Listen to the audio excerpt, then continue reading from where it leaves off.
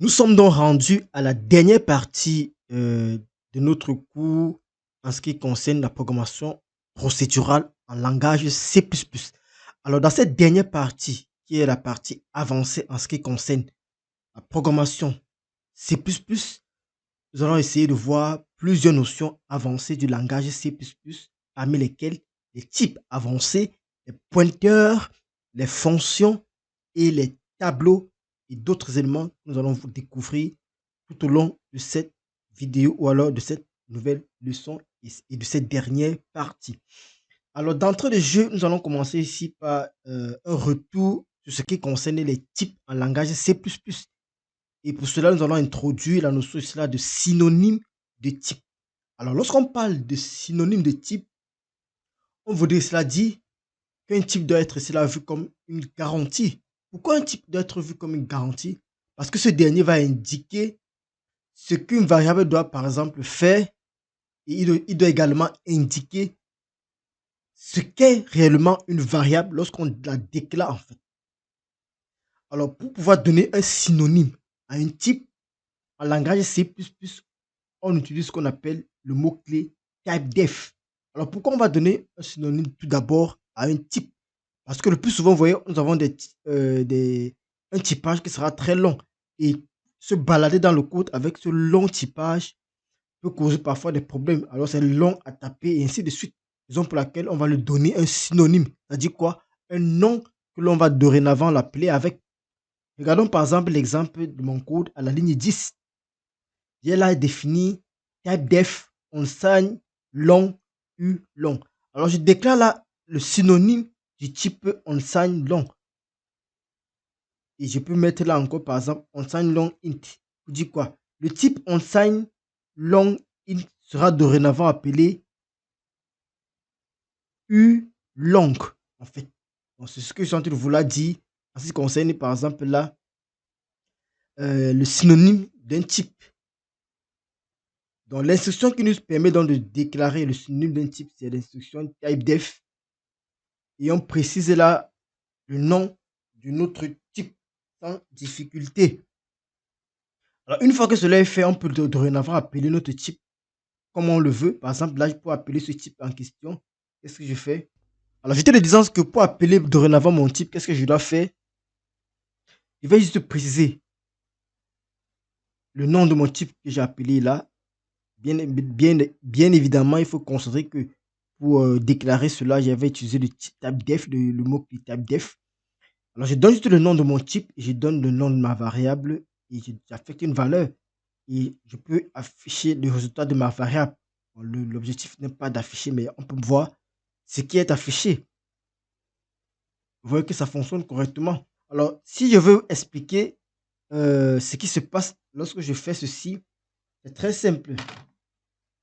Alors, ce qu'il faut d'abord considérer, si vous avez vu, lorsque vous avez lu tous nos derniers cours, nous avons parlé qu'en C++, le type de données inside long int était un type entier qui était non signé, qui permettait de faire quoi? Qui permettait de stocker des valeurs entières qui sont positives ou bien nulles.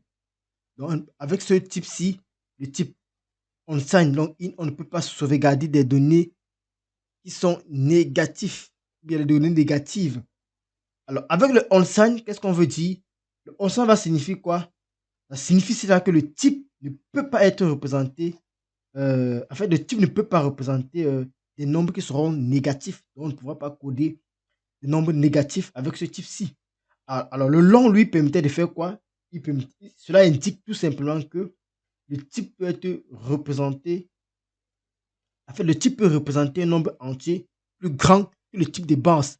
Le type de base. Alors, notre type de base ici, c'est quoi? C'est le type int. Donc, on pourra avoir des types qui vont dépasser, par exemple, le int là. Et le int, c'est tout simplement notre type de base qui représente, par exemple, les nombres entiers. Donc, la taille exacte, par exemple, de notre unsigned int ici là, dépend en fait de l'implémentation spécifique du compilateur et du système d'exploitation qu'on utilise. Donc, si on est soit sur Windows ou bien sur Linux, euh, la taille va dépendre en fait, comme j'ai dit tantôt. Alors, en plus ici là, des synonymes, lorsqu'on parle de notions de type avancé, on va faire allusion par exemple ici à la conversion des types. Alors, pourquoi on parle de conversion? On parle de conversion pourquoi? Regardez par exemple l'instruction que j'ai à la ligne 15. À la ligne 15, mon instruction, c'est A reçoit 12 divisé par 5. J'ai déclaré ça comme étant un entier.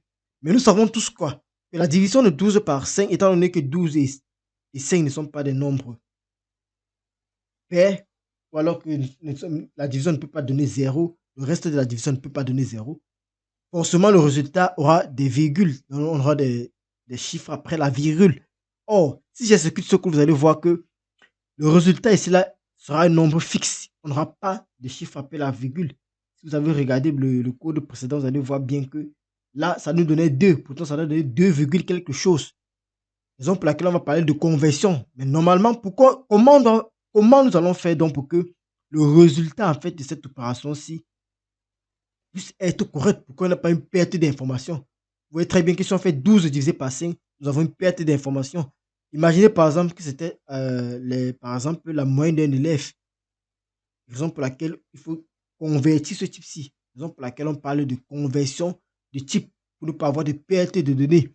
Alors, lorsqu'on parle donc de conversion de type, on a deux notions. Nous avons la conversion implicite et la conversion explicite. Lorsqu'on parle de conversion implicite, on va leur dire cela que le type peut être adapté par le compilateur. Tout à l'heure, je vous ai parlé de la perte d'information. Alors, on parle de perte d'information. Pourquoi? Parce qu'on aura certaines valeurs qui vont être perdues, quoi. Et dans la déclaration explicite, on aura dans le préfixe, on va préfixer en fait le nom de la variable par le type qu'on veut retourner en fait. Donc, on va forcer un type sur la variable en fait. Et on appelle ça en programmation le casting.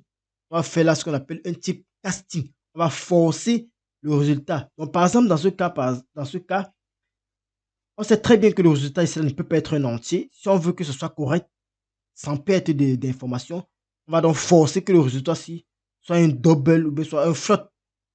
Dans les types que nous avons vus, les types de base. Donc, il faut que le résultat corresponde au type réel de cette division, en fait. Raison pour laquelle on va parler de casting. Il va falloir caster le résultat. On va caster le type de retour de cette variable qui est A.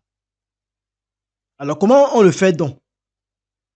En C++, nous avons deux manières d'initialiser les variables. Nous avons l'initialisation sans risque de conversion. Par exemple, pour initialiser les variables, on peut déclarer par exemple une variable en disant double, on va dire par exemple double taille égale 5. C'est une initialisation, une déclaration avec initialisation. Là, on sait nous sommes en train de déclarer un double. Mais maintenant, l'une des autres initialisations, c'est quoi? On peut dire également, par exemple, int i. On fait la i de 5.2. Ça va passer. Alors, également, qu'est-ce qu'on peut faire? On peut faire encore int. On va dire la i. On va utiliser là maintenant les accolades de 5.2 également. Vous me direz si ça passe ou pas. Alors ensuite, qu'est-ce qu'on peut faire? Je mets d'abord le code pour expliquer plus tard. On peut prendre également int de int. On va prendre là par exemple int a de 3. Ensuite, qu'est-ce qu'on fait? Essayons de faire une opération. On va faire là un double. B reçoit A plus 2.5. Qu'est-ce que nous sommes en train de faire là? Vous voyez très bien, c'est là qu'on nous sommes en train de vouloir faire. B va recevoir quoi? A, qui est quoi? A, qui est un entier, plus quoi? Plus 2,5, qui est un double. Alors, à la ligne ici là, 18, il a fait un I de 5.2. Alors, pourtant, avant cette ligne-là, qu'est-ce que j'avais fait? J'avais fait I de 5.2 avec une initialisation avec les parenthèses. Et ensuite, j'ai fait quoi? J'ai fait une initialisation de la même variable avec les accolades. Alors vous me direz, est-ce que ça va fonctionner normalement? Alors ce qu'il faut d'abord considérer, si vous avez oublié, c'est que lorsqu'on fait l'initialisation avec les accolades, ça permet d'initialiser sans risque de conversion. Donc, la variable ne sera pas convertie. Or, la première ici, lorsqu'on fait une i de 5.2, ce qui se passe, c'est que la variable i, il y a un casting qui va être fait. De la variable i va devenir, c'est un double, parce qu'on est en train d'initialiser avec une valeur 5.2, donc il y aura un casting. La parenthèse permet de faire le casting, en fait. Lorsqu'on va mettre la parenthèse, on va regarder le type de la donnée qui est à l'intérieur et faire le casting et donner cette valeur ici là à i. Donc, dorénavant, i va contenir un double. Alors, lorsqu'on fait celui-ci, c'est une initialisation sans risque de conversion. Et ça ne pourra plus marcher. Donc, si nous avons fait ceci, on ne pourra plus faire ça. Donc, ici, là, on aurait forcément une erreur à la compilation. Donc, ça ne pourra pas marcher si on fait ceci.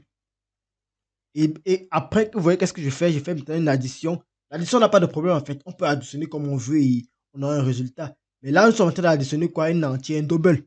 Et si nous additionnons un entier, un double, alors forcément, on aura un résultat qui sera fonction du type qu'on retourne. Un double, puisqu'on est en train d'additionner un A, qui était un entier ici, par exemple, et un double. Donc, le résultat sera un double. C'est nous qui décidons, en fait. Alors, ne vous inquiétez pas si vous n'avez pas très bien compris. Lorsque nous serons sur la programmation, sur la grande partie qui concerne la programmation orientée objet, nous verrons encore plusieurs opérateurs qui vont permettre de bien comprendre cela. Donc, ne vous inquiétez pas si certaines notions sont un peu floues. Donc, c'était tout pour cette partie en ce qui concerne les types. Nous allons donc passer à la prochaine partie qui sera consacrée, cela au tableau.